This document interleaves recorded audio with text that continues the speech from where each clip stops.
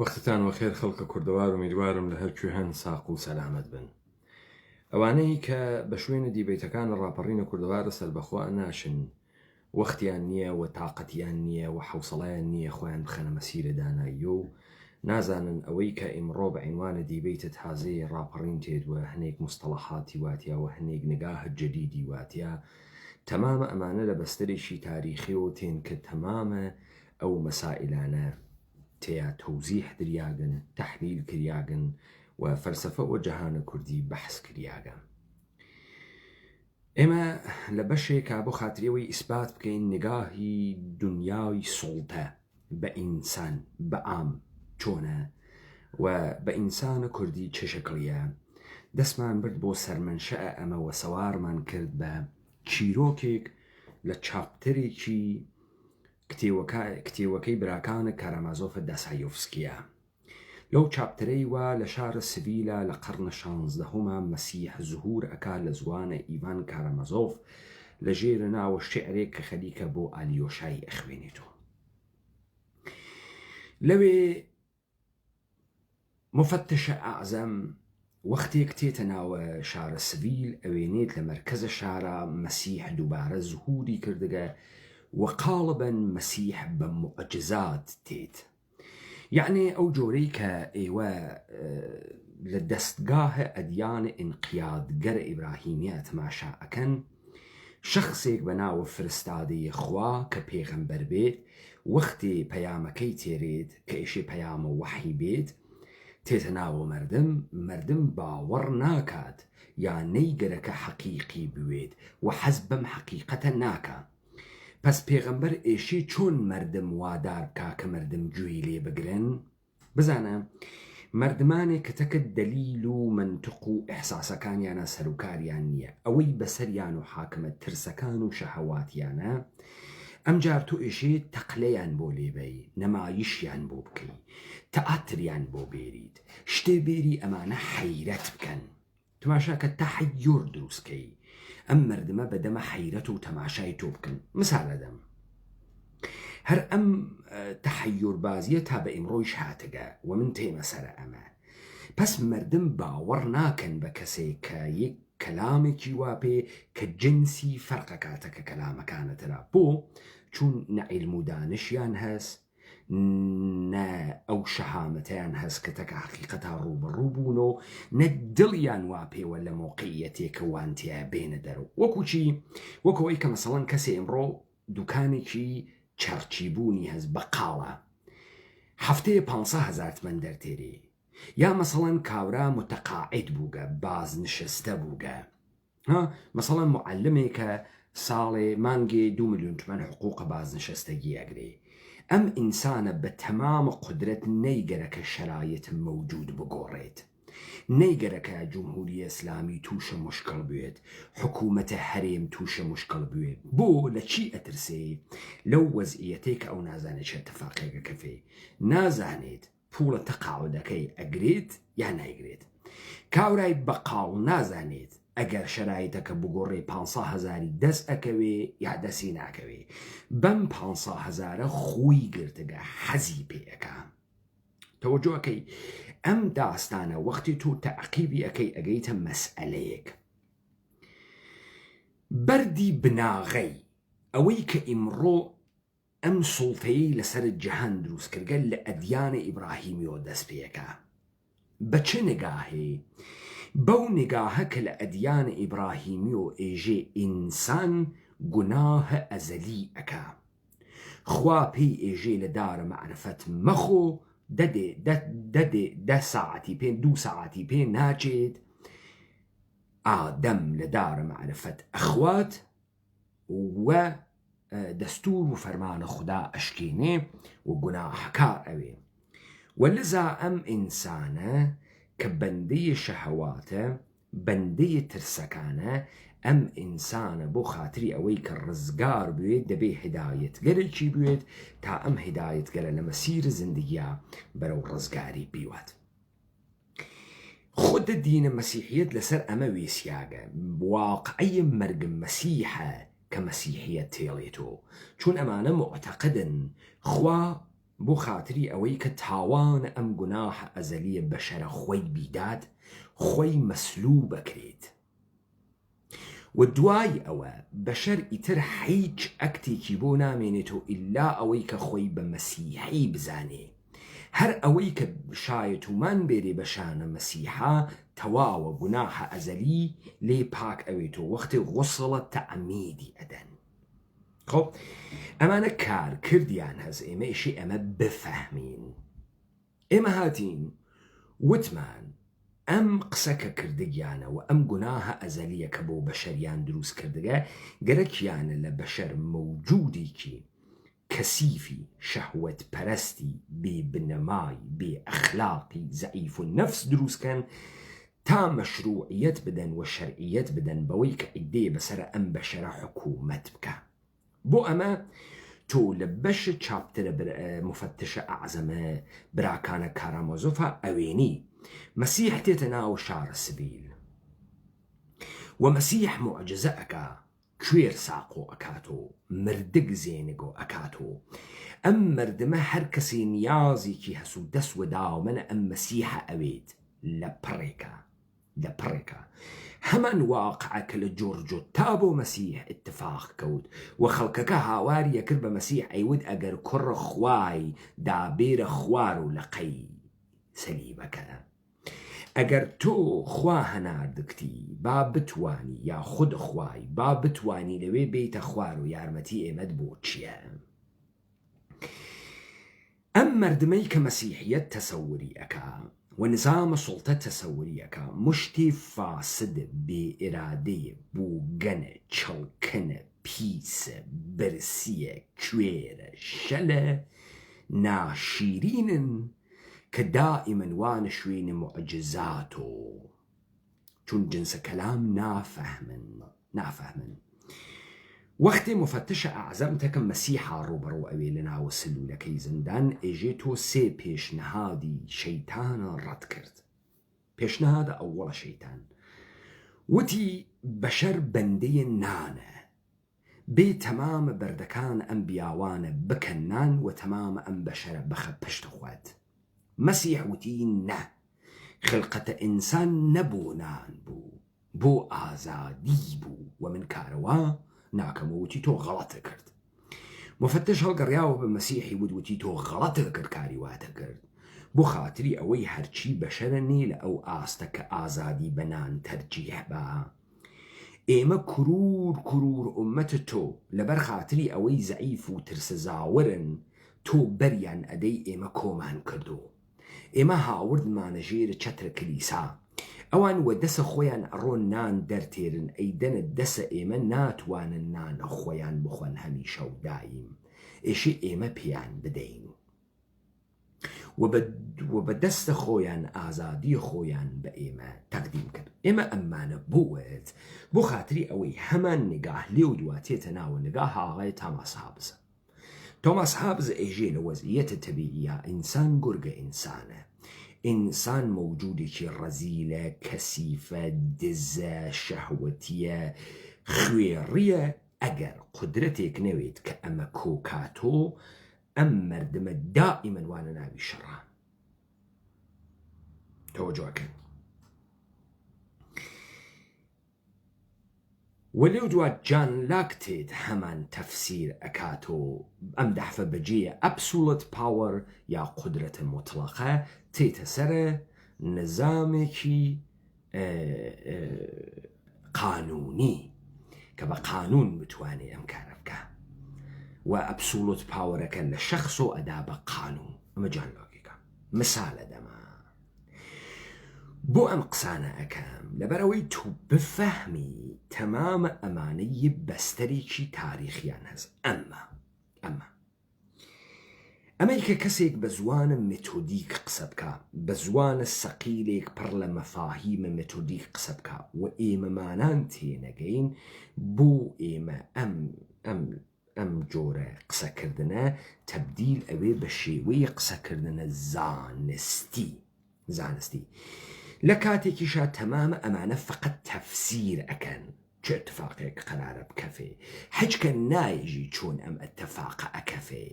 حەجکە نایژی هیچ کە بە هیچ سوورەتی ئاماژە بە من ناکە تۆ چۆن تەکە ئەمە مقابڵەکەی تۆ چۆن تەکە مەسرفگەراییە مقابڵەکەی تۆ چۆن تەکە بێگانە بوونە ئینسانە تەکە خۆیان مقابڵەکەی تۆ چۆن تەکە جەهانە تەوەهومە ئینسانە مقابڵەکەی تۆ چۆن مردم سازیەکەی بزانە هێز ئەمانە بە ئێمە وتیان نەتەوە سازی ئەمە گشتی ئادرسە نەهرافی بوو ئێمە ئیشی مردم سازی بکەین چون مردمێ مەوجود نییە تەمامی ئەوانەی کە نەموبارزە ئەفەهمن جنس مبارزە چه شکلیە نازانن کەلامە ئینسانە ئینقلابی و ئینسانە کوردی ئیشی بڕوات لە کامە حەوزەوە ورود بکاوە چۆن بەرخورد بکە مثالەدەم ئێمە ئیشی لە بەرامبەرە ئەم تەخریبە لێمان کریاگە بتوانین خۆمان کۆکەینەوە بتوانین بەر بەم تەخریبە بگرین ئێمە وتمان فقط ئینسانە کوردی ئەتوانێت لە بەرامبەر ئەم جەهانە تەوەهومە بوێسێ بۆ ئیسا من تێمە سەرە مەسادیقی و ئەم مەسادیقە بەحسەکەم بزانن فۆرباخ لە کتاوە زاتە مەسیحیەتە لە پێش گفتارەکەی چاپ دووەمیە ئەم تیکە تێرێت فۆرباخ ئێژێ و بیگمان زمانه ما تصویر چیزی را به خود آن چیز نسخه کپی را به نسخه اصلی بازنمود را به واقعیت و نمود را به بود ترجیح می دهد آنچه برایش مقدس است وهم است و بس اما آنچه نامقدس است حقیقت است از این هم بهتر هرچه حقیقت کاهش و توهم افزایش می‌یابد مقدسات در نظرش بزرگتر می‌گردد آنچنان که اوج توهم برایش همانا اوج تقدس است اوکی اما فۆرباخ وتکێسی دێئادەی تۆ ئەمە مەسادیقی بێبێرۆ بتوانی لەمە تەولید هێزە ئیجتیماعیکەی ئادەی بیکەن تەواوە ئەوانەی وا تێن تەئاتر و نەمایشە دانایی و زانایی و سەواد ئەکەن و فەکت تێرن و لە دیگەران ئادەی بێزەحمەت لە حەوزەی مبارزە تەکە ئەم فەکتە و ئاغای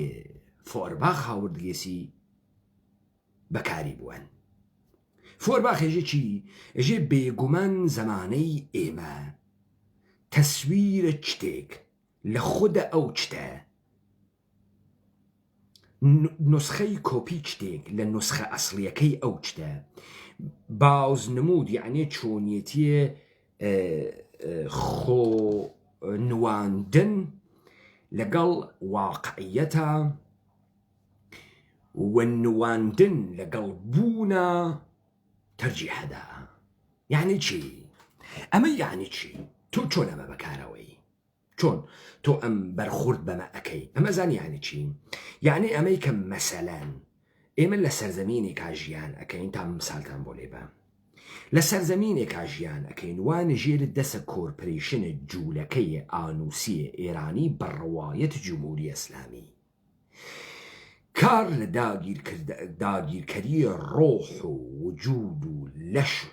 وە سەرزەمین تێپەڕیگە ناگەهان دانەیە کەنیشک و کوڕ لە شارە سنە و کرماشانە دڵقی ڕەشە گرنە دەس و لە پای ئاوێر و تاقۆسانە قوتویلکە جەمەکەن بەخۆیان ئێژن چی؟ بەخۆیان ئێژن فەعالە ژینگە پارێزە مەدەنی هەڵسوڕاوە مەدەنی دەی ئەمە تەسویرە تۆ حەزبەم تەسویرەکەی لە واقعیەتەکە دوورەکەوی تۆ ئەم تەسویرە چییە؟ ئەم تەسویرە نیشانەدا لە شارە سنەیە هاڕیاک لە شارە کرماشانە هاڕیاک وا مردمەکەی وانە ناوە دل و ژن و تەوەهومە ڕۆژێ هەزاران دەفعە سیستەمە دەوڵەتە ئێرانی تەجاوز ئەکاوە ڕۆحیان تەجاوز ئەکاوە ساحەتە ئینسانیان تەجاوز ئەکاوە کەرامەتیان هیچ کوێیەکیان نەدۆزیگە سۆگەرێکیانە بێژن ئەمان فرە بەشەرن فرە فەهمیدەن کار لە هەرچی ئینقیادە گوزەشتەگە ئەمانە کاریان کەوت کەسە قوتیلکە جەمکردنە پایە ئاویەر و نظامە جمهوری ئیسلامی نظامێکی دموکراتیک بە پرینسیبەکان و معیارەکان دنیای جەدیدە تەعاتری نەمایشی ئێڤنتی ئەمڕۆژە لە ئەسڵا ئەو کوڕوکەنیشکە فاحشەن حەجێکی تر نیەن نە پیاە گەورەیەکن نە ئینسان های فەهمیدەیەکن نە یەک لەحزە دەرمەوردە بوود و خۆیان فکریان کردەسۆ نە ئەزانن ئەخلاق چییە نە ئەزانن بەهای ئینسانی چییە نە ئەزانن کەرامەت چییە ئەو تابلۆیەک ئێرائە ئەدا بۆ نەمایشکردنە ئینسانیەتە خۆی تۆ سوئالی لێکەی ئێژی خانمگیان ئاغایان تۆ فرە شتێک وا لە بەرترە ئەمەی کە تۆ قوتوویە لە پای ئاویەر هەڵگری بێ بچۆتۆ ڕۆژی 1 ملیۆن دەفعە تەجاوز ئەکەنوە وجود و ڕۆح و ڕەوانت ئەسڵەن ئەم کارە تۆ یەکەی نەوعی تەجاوزە بە مەردەمە چون تۆ خەریکی وا ئەینوێنیت کە سەرزەمین و کوردەوار ئارامە هەرچی شتە قەشەنگە هیچ مشکڵێ نەماگەسۆ مشکڵە تۆ بووگەسە و ئەمەی کە خەڵکی قوتیلکە فڕادا لە پای ئاویەرە تۆ ئەڕۆی تۆ کۆی ئەەکەیتۆ تۆ چون فرە فەهمیدەی فرە فەرهەنگەوە لە بانە ئەمە خۆی نەوعی تەسویر سازیە بۆ نظامە سوڵتە لە گەوجکردنە مەردەمە ئەمە ڕاپەڕینە کوردەوارە سەربەخۆ وەتی بزانە ئەمەی کە فۆرباخێژێتی ئەمەسە بزانە دارودەسەی پەکەکەی سپای قودسە پاسدارانتان لەبیرە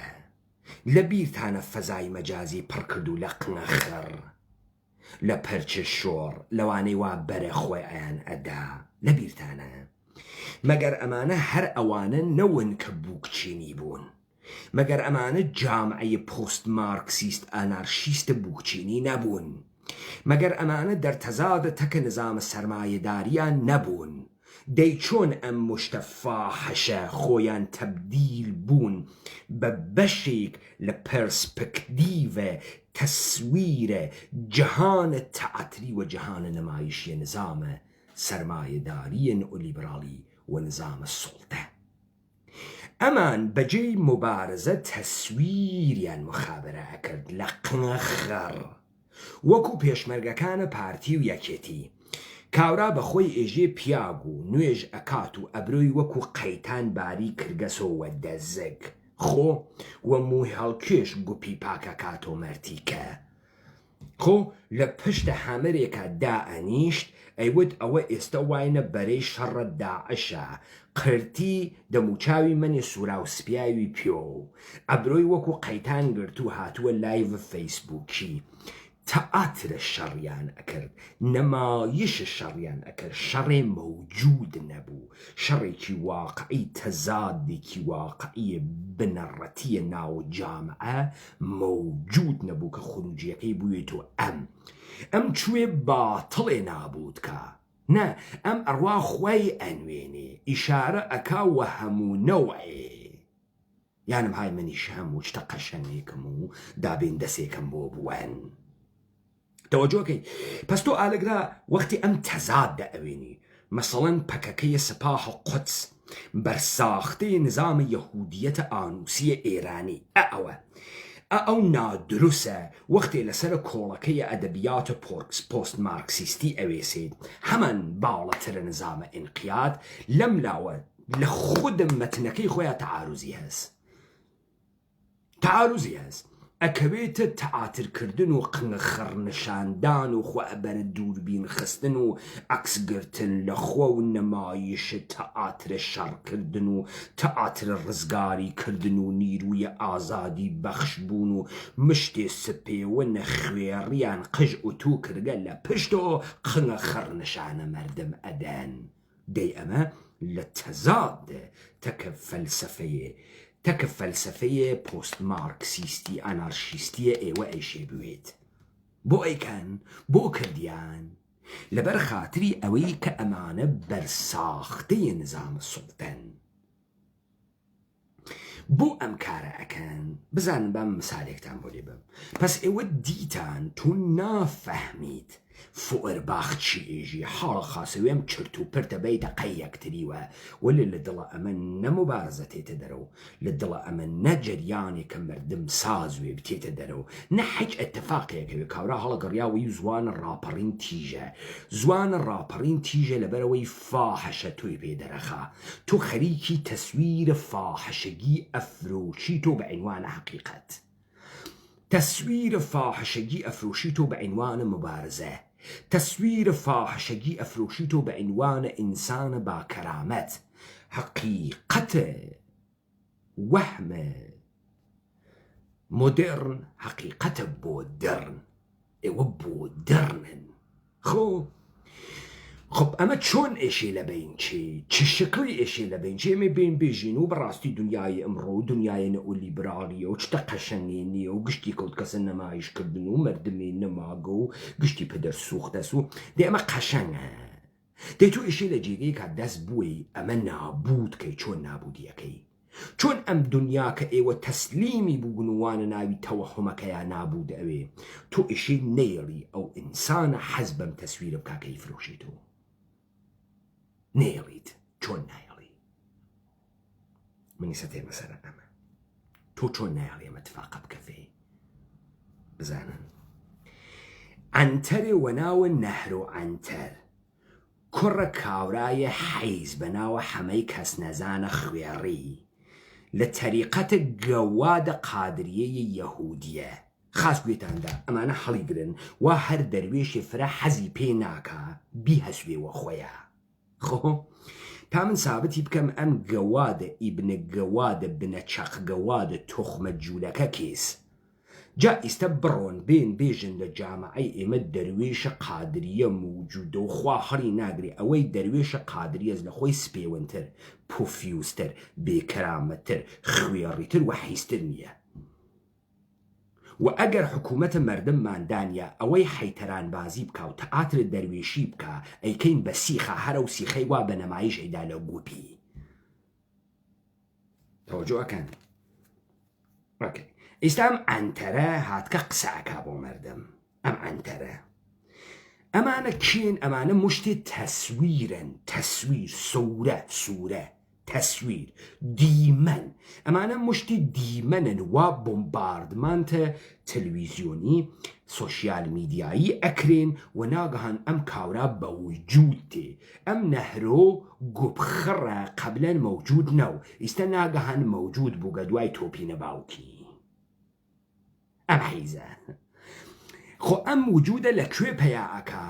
و تەسویر پەیەکە ئێمە گشتمان لە ماڵە خۆمان و دانیشتین و مردمین و قسە ناکەین و دخاڵت ناکەین و ئینگارمە ڕووماڵاتین و سەرمان خسکە خوار و فکرەکەین بۆ گەنین و فکرەکەین بێسەوادین و فکرەکەین وێمە چڕەبتیکێس و فکرەکەین ناوی دخاڵتکەین مەرتیکەی ئاوا و ئەوێت و ساحێبە تەسویر و تێت بەناوە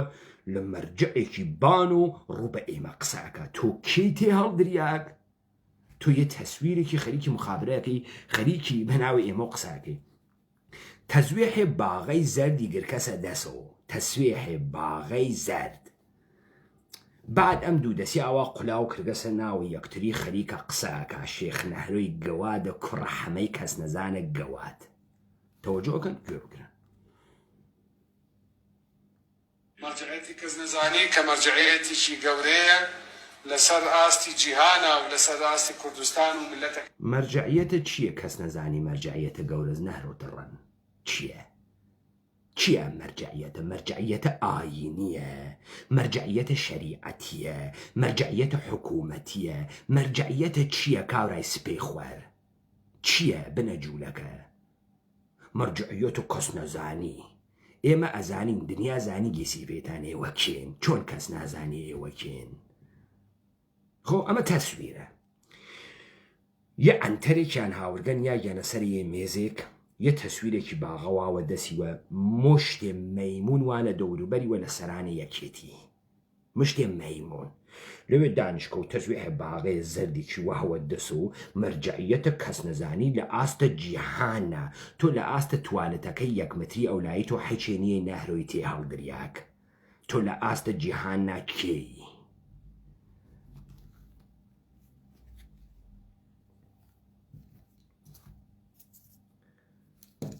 جنوفر لپز لە باوکە بگەوادت تۆ فالۆوەری زیاتر و مارتیکە ان شاء الله بتايبت استاك مشكله ملتي كردي قلتوها استوي خوي ان شاء الله استاکە مشکلە میلەتی کوردی گرتووەتە ئاستۆی خۆی ئیشاءالله الحەمدولیلا ئیشاءالله تۆ سەیرە ئەم ئینشاءالله فڵەدانە ئەم مەرتیکەیە ئەحمەقە متزاهرە جوولەکە بکەن هەر قسەیەکە کار کەلەمەیەکیژی ئینشاءاللهیەکی ئەحمەقانە خاتە پشتیوە ئیشاءالله تەوەجۆکەی مشکلە ملەتە کورد چییە ملەتە کورد مشکلە ملەتە کورد چییە مەرتیکە چییە مشکلە ملەتە کورد مشکلە ملەتە کورد ئەوە مشکلە تۆس و مشتی ئەنتەرە دەور و بەرت مشکلە موچەس خۆ تۆ مشکلە موچە نییە مشکلە چییە مشکلە ملەتە کورد ئەو مشکلە ملەتە کورد بەناوە کورد و قسە نەکەی نەهرۆ خۆ حیزە باوک حیزە بنەماڵە حیز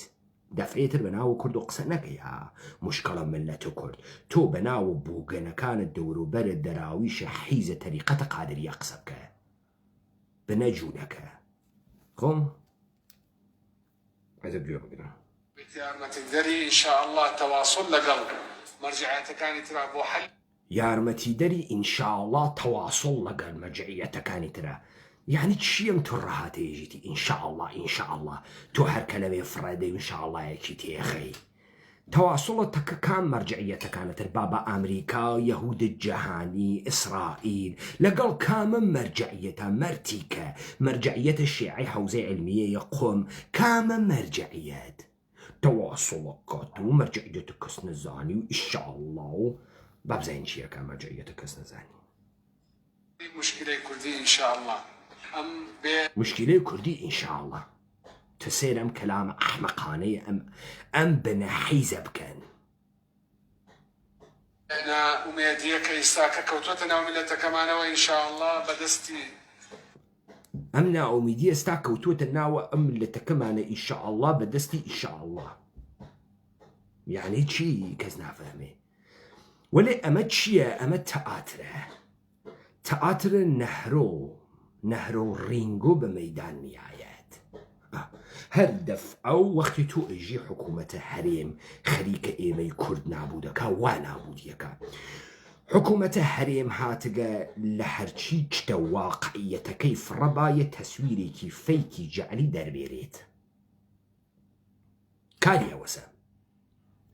بۆیە دائیمەن خەریکی تەسویر سازیەکە بڕۆ فەزای مەجازی پڕبووگە لە شێت و خوێڕی و حیز و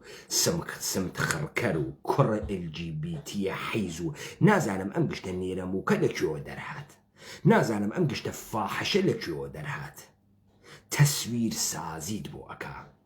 لە کورد بوون تەسویر سازی ئەکا لە سەرزەمینە کوردەوار تەسویر سازی ئەکا مشتی حیزە بۆ تێرێ تەسویریان بۆ دروست ئەکا ئەفەهمی ئەمە شێخ نەهرۆیە بوودی نەبوو ئەمە تەسویرە بود ئەدا بە شێخ نەهرۆ ئەمە NRTە کەی 24 ڕووداوە کورد ساتە خەریکە تەسویر ئەدا بەم حیزە قسەهای ئەحمەقانە و مرجعیەت نەماگۆ و مرجعیەتی و ئینشاءالله و ئینشاءالله تێت و ئینشاءالله کێشەی کورد و ئینشاءالله ناومیدی کورد و دەی بابزانینەم ئینشاءالله ئینشاءالله کردن ئەم حیزە بنە حیزە ئەوێت و چی ئەم مەرجعیەتانە ئینشاءالله دەگاتە حەل و ئینشاءالله هەڵوەستێکی تر ئەم مەرجعیەتانە ئینشاءالله ئەگاتە حەل ئینشاءالله باڵێ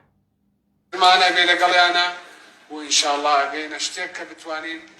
حل وإنشاءالله جاي نشتت توجد كله وإن شاء الله هاي قلابية أمرتي كتي خاي خاتناهم كلامية بمناسبة هروا فري أدام قسانة خوشية بينين وملة كمان بو أم فقير وهجارانك وموشان خوشية بينين بو أم ملة كمان وأم فقير وهجاران ملة إما فقير وهجارنية شايد درويش سبيونا كان دورته فقير وهجار ون روحي فقير ون معنوي فقير أنا قامل تو أومل تبقى هرو درويش سبيونا نزل كردقا إن شاء الله توجهكي إن شاء الله وتركي حيزاني تو بدس كوربريشن كان منطقة يهود الجهاني ومشتي السبيونا دورو برد روس كرياغا إن شاء الله گووا پێی خۆ و بيتر لدى صلاتي السياسية أنا ما وقشتوت لدى صلاتي شي ديني إن شاء الله كبتواني حلي أو ئیتر لە دەسەڵاتە سیاسیان نەماوە گەیشتوتە دەسەڵاتێکی دینی ئینشاءڵڵا حەلیە مەوزوع بکە یعنی تۆ چیەکەی مەرتیکەی ئەحمەق وەکو باوکە گەواڵەکە ئێژێ من چوومە دەرەوە تەماشام کرد بڕۆین کار بکەین ئارد بێرین کانی سکە ئەقوڵیا سکەی عەشرەفی تەڵا کەرامات تێری موعجزە ئەەکەی ئینشاءڵڵا چیەکەی لە دەست سیاسەتان نەماگەواوە دەست تۆە دین چیەکە تەقلە لێدا سەرەکەی شلە کاتێتە خوارەوە خوا لە ئاسمانگا زنجیرە تەڵاف ڕەداتە خوارەوە کەوت کەسە دەستە تۆیتر ئیسە کەرامات لە خۆ تۆ ئەنوێنی ئینشاءڵڵا خۆ ئەسوڕێنی تۆ داکەفێ لێ تۆ سەیرە ئەم مەرتیکەی ئەحمەقە بکەن ئەمە ئەوێت تۆ تەسویر ئەمە مخابرە ئەکرێ مردمە ئێمە بووە چی مردم بووە قیزەون بووە برسی موچەخوەر سەغیر حەیز بۆگەنیانی ئێمە ئەو مەرتیکەیە حیزە بنە حیزە کێز ئەوە کەرامەتدارە جوولەکەیە بنە جوولەکەس وا خوا خۆی شیرین دروستی کردگە لەوێ دانیشێ مەرجعیەت بۆ ئێمە بکات ئێمە حەلمان بکە ئەو ئێمە حەل بکە ئێمە بووینەوە چی بووینەوە بۆگەن و بێسەواد و موچەخوەر و ئەحمەق و برسی و کەسیف و سەغیر و تێنەگەیگ و حەیوان ئەم حەیوانە گەرەکێسی ئێمە دروستکە دەی نەهرۆ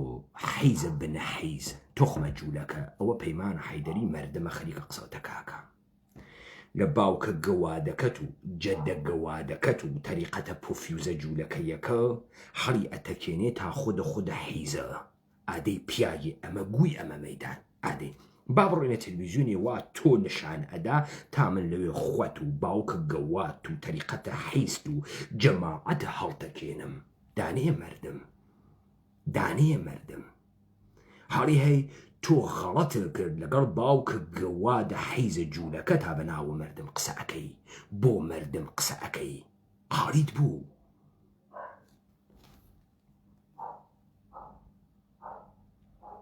موضوع بكا إن شاء الله ورحمه بركتك إن شاء الله بپشتیوانی خواي قورة وأستاذ كان إن شاء الله نور وبركة رسول الله بە پشتیوانی خوای گەورە و ئیشاءڵڵا و ئوستادەکان ئیشاءڵڵا و نور و بەرەکەتی حەزرەتی پێغەمبەر ئیشاءڵڵا تو سەیرە ئەم دووکانە لەم حیزە بکە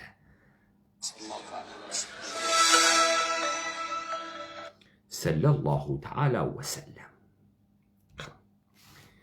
کاورا هەڵە گەڕێتەوە ئێژێ مەردەمە ئێمە ئاینین قسەوە ئاین مەکە ئەمە ئاین نیەمە شێخ نەرۆی حیزە کوڕە حیزە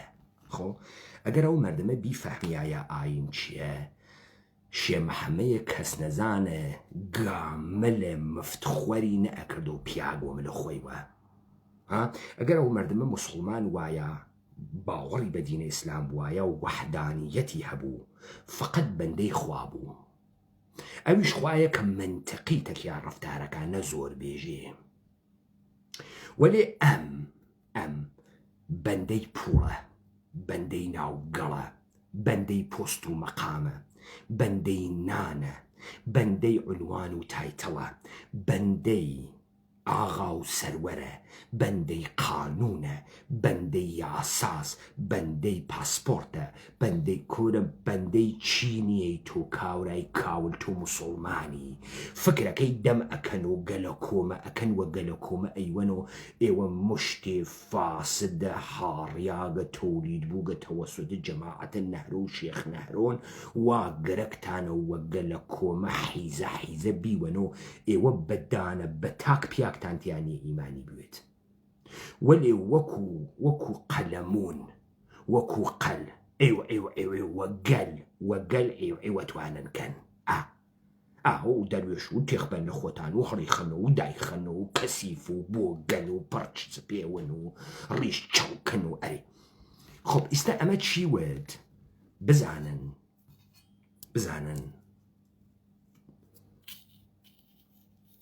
ئێمە لە جەهانێکا خەریکین زندگی ئەەکەین بە تایبەتی لەم کوردەوارە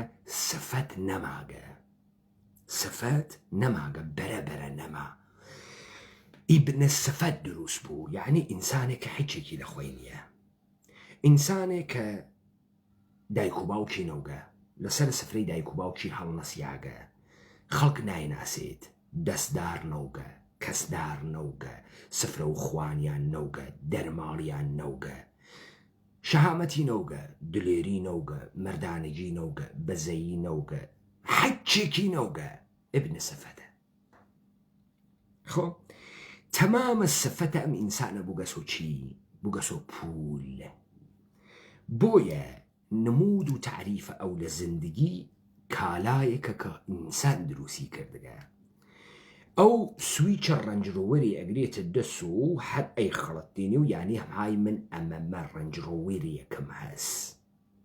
ئەم ڕەنجڕۆڤەرە ئەو وەڵەن کالایەکە بەشە دروستی کردگە دووەمەن ئەم ڕەنجڕۆڤەرە بە تۆ هیچ شەخصیەتێ نادا تۆ لە حیزی لە بێدایک و باوک بێدایک و باوکی لە بێشەهامەت بێشەهامەدی لە ترسیاگ و شەلا خواردن ترسیاگ و شەلا خواردی بزانم ئێمەی مردم ئەکەوینە محاسرەی ئەمانە بە تەساویریانەوە لە ئەوەی کە هەسمان قێزەکەینەوە لە دایک و باوکداریمان لە مەردانگیمان لە کوردایەتی و لە یاخیبوونمان لە ئینسانە سوڵتە قبوڵنەکەرە ئازادمان لە قسە ڕەقیمان لە دەس و مەچەکە مەردانەمان لە ئەخلاق بەرزە کوردانەمان ئەمانە بە دارایی نازانین چی بە دارایی ئەزانین ڕەنجڕۆڤەر بۆیە ئەکەوینە حەڕاجە خۆمان تا تەکە بنە ڕعەتێکی بنە جوولەکەی بێدایک و باوکە تۆخمە خەتەنەکەرێک یا تۆخمە خەڕاتێک ئەو بێتە ئاستە ئێمە و نایەتە ئاستە ئێمە هیچ وەخت ئەو نە بە ڕەنجڕۆڤەری نە بە مەلایەن پول دۆلاری نە بە دەدانە ماڵێک کە هەسی گەماڵ باو خۆتۆ ناپەنەمێ لە بیزماڵا بخەفی وە من چی تۆ پوڵە بوێ من بارها وتگمە چی پێ ئەەکەی شیافی ئەەکەیتە خواد 1 ملیۆن دلار شیافەکەیتە خواد وەکەوەی ڕۆنسە لێبەن بزەی ژێرە پێسە بێ دەی تۆ 1 ملیۆن دلارە گەرەکە پێی قودرەت دروستکەی دەی تۆ قودرەتی سپێون بۆ چیتە 1 ملیۆن دلارە بۆ چییە بۆ چیتە بخوای دەی تۆ احتیاجە نییە بە 1 ملیۆن دلار کە بخوای ئەی چی پێەکەی بۆ کێ ئەمانە مهمە بۆ ئەوەی کە حەچێکی نییە نە پیاگە نە مەردە نە ژنە نە دەستدارە نە ئەخلاقی هەز نە کەرامەتی هەز نە شەهامەتی هەز چی ئیست بە چی خۆی ئەنوێنێ بە موبلمان و قەنەفەی ماڵەکەی بە چی خۆی ئەنوێنێت بە جلک و بەرکە براندێکە ئیکاتە بەری خۆی هیچی نییە خۆی هیچ کەسێ نییە هیچ سەفەتێکی نییە هیچ نییە ئەوەی تو دنیای تەئاتر بۆیە چه ئەتفاقێکە کەفێ تۆ لە سۆشیال میدیا ئەوێنی کاورا عکسە ژنەکەی دائەنێژی ئەزیزە شیرینەکەم بوومە قوروانە ئەید میلادەکە مۆبارەکوێ ئاخەم مەرتیکەی گەوە تۆ عکسە ژنە بوو دائەنی لە ناوە سۆشیال میدیا تەوەلودی پێتەبریک بێژی دەی ناوسکە نەوڕیاگە بڕ و خیابان و دەسێ لیباسی بۆ بسێنە و تیکەیە زێڕی بۆ بسێنە و بێرە و حەچێکی بۆ مەسێنە کورە بێرە ماڵ و لە ماڵ و نانێکی بۆ دروستکە و بانگیکە و بێژە ڕۆژن میلادتە و خۆشحاڵم کە تۆ هەیت و ئەم دنیا ببوونە تۆ قەشەنگە ئیتر ئەمە بۆ عکسی ئەگری مەرتی کە ئەیخیتە ناوە سۆشیال میدیا مردم بوێنی و شەڵپ لایک و خوالێتان نەکات و بەڕاستی ژنەکە سنتە قەشەنگێکی واپێ و داخم سایزە مەمکی چەنێکە و ئافرین و تۆ چ پیاە قەشەنگێکی دوو ئافرین و مەرتی کە تۆ بڕۆ مەحسە لە ناوە دڵە ژنەکە تا دروستکە ژنەکە تیش واسە وەکو خوەتە ژنەکە تیش دائیمەن کاری بووگەسۆ ئەمە و ئەوە دیتان خۆ ئێوە دیتان لەم کریسمەسە دیتان شەوە یەلداس و هەنارێ ئەشکێنێت و ئاجیلدانێت و ئەکسەگرێت و سفرێ ڕەنگەین هەم دروست کردگە دوو نەفەریش ناڕاتە ماڵی ئەمە تۆ بەجێ ئەمەی کە لە واقعیەتە مراوداتە ئیجتماعی لە حەقیقەتە بە یەکۆبوون و دروستکردنە پەیوەندە ئەمەی قەرفاقەت و تەمامە ڕەنجەکانی بڕۆیتە دەرەوە دەمە مردمویت و مردم بێت و ماڵە بێت و سفرایان بۆ ڕاخیت و وە نەخۆشیان بوویت و وە مەرگ و میریان بوویت و وە شایی و مناڵبوونیان بوویت وە غەمیان بوویت نییەی گەرەکتە ئەمانە بە جلوەگەریە ناوە تەسویر نیشانی بدەی بە عکسە سەڵفی لە ناو شەبەکەهای ئیجتماعیەت و بێسفەتی مردمیان وا پێکردگە مردمی موجود نەماگە بزانە کەس فکر ناکات و پەیمانە حەیدەری مردمە ئێشێ پەیمانە حەیدەری بێژە من ڕەحبەرم تا ئێوە یە پورێ بەنە من نە من ئینسانە عادیەکەم وەکو ئێوە ئەڕۆمە سەرکار ڕۆژێ 10 ساعت کارەکەم تا بتوانم حەزینەکانە زندگیم بەم بتوانم ئەم لەشەمە زێنە بوێت و بڕواتە ڕێوە و کەسانێک کە خۆشەویستە من لە دەور و بەرمانانێکیان بۆ خواردن بوێت لە کنارە ئەمانە هەم خۆم و هەم ئەوانەی کە منیان خۆشگەرەکە بە وەزیفەی ئەوە ئەزانێ کە سەبارەت بە بوونە ئێمە هەڵس و کەوتێ بکەین و نمودێکمان بوێ لە بوونە خۆمان لەم جەهانە بزانن من بیر لەوە ئەکەم و بەیانی مناڵم لە کامە جامعە لەدایک بوێت من سوحا کوڕم ئێشێ کێ بخوازێ کەنیشکم ئێشێ شوو بکات و کێ شوو بکات و مناڵە ئەمانەی وا ئێمە ئەیانوێنین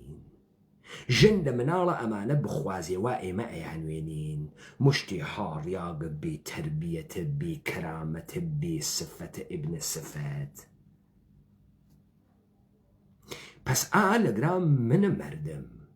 خەریکم تەکە ئەم فساد جامعەی جەهانیە شەڕەکەم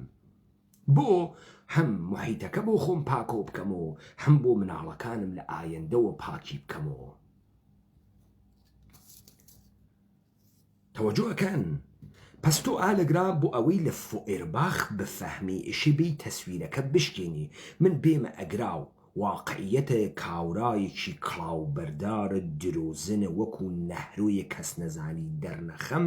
چۆن دەری بخەم تۆ بفەهمی چۆن من نیشانی بدەم من تا سەر ئێسقان لە بەرامبەرە تەسویرە کەسیفە بۆگەنە جوولەکەیەکی حیزی وەکو شێخ نەهرواوی سیاگەم چۆنیشێ نیشانی بەمە تۆ بێژم بەڕاستی شێخ نەهرۆ خوا هەڵی ناگرێت و ناوێ وا قسە بکات و ئەمە پاشکەوتوویە و ئێمە پێشکەوتووین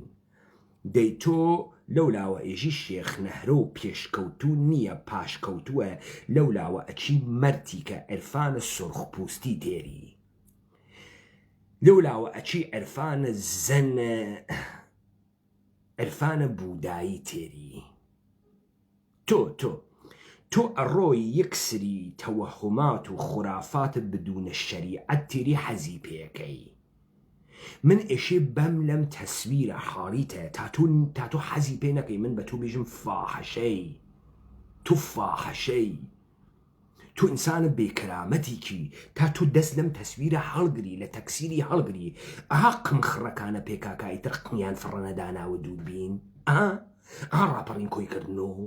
هاتووتی بەرێ خۆمە دەم و بەرێ خۆم فرە قەشەنگە و بڕاستی و ئاخێ من و بەریە ئەدەم و بڕۆن بەریانداگەسە و وا بەریانداگەسە و کۆ ناوێت و حیچێ بەریان پێ ناگرێت و پێ بڕۆ بەچۆ بزانە چه حیتەرانێکیان بە کوردەواری داگیر کراو لەلایەن سووریا کرد جەماعەتە بەرە خۆ دەر ئایتە نەخڕەکانیان نەما لە ئینتەرنێتە نەما کۆمان کردنەوە ئیتر حیزەکانە پای ئاویەر و تاقۆسان و زرێبار نەمان قوتیلکە جەمکەنەوە چون مشتێ فاحەشەون نەمان بەچی ئەمە کۆ بوو بەشکاندنە و تەسویرە بە دەرخستن واقعیەتە ئەو تەسویرە تۆ وەختی نەفەهمی وایتە محاسرەیە تەسویرە ئەفەهمی تۆ لەمێ فۆرباخ تێ نابێی فۆرباخ ێژی چی با من دەحفێتر بیخوێنمە بزانمێوە تێگەن فۆرباخ ئێژێت و بیگومان زمانه ما تصویر چیزی را به خود آن چیز نسخه کپی را به نسخه اصلی بازنمود را به واقعیت و نمود را به بود ترجیح می‌دهد آنچه برایش مقدس است وهم است و بس اما آنچه نامقدس است حقیقت است از این هم بهتر هرچه حقیقت کاهش و توهم افزایش می‌یابد مقدسات در نظرش بزرگتر می‌گردد آنچنان که اوج توهم برایش همانا اوج تقدس است یعنی چی امه؟ دی تو حزب ما اکی اروی دای انیت چون امه تطبیقی ادی لگل خواتا چون تو امکاران ناکی دەی چۆن پەکەکە حەز بە ماری بووکچین ئەکات و حەز بە پرۆدۆن ئەکات و حەز بە مەکتەبە فرانکفۆرت ئەکات و حەز بە کۆمۆناڵ ئەکات چۆن حەز بەمانە ئەکا لە کەناریە خۆی بچوو گەسە ناوە شەبەکەی تەسویر سازی جەهانە سەرمایە چۆن ئەیکا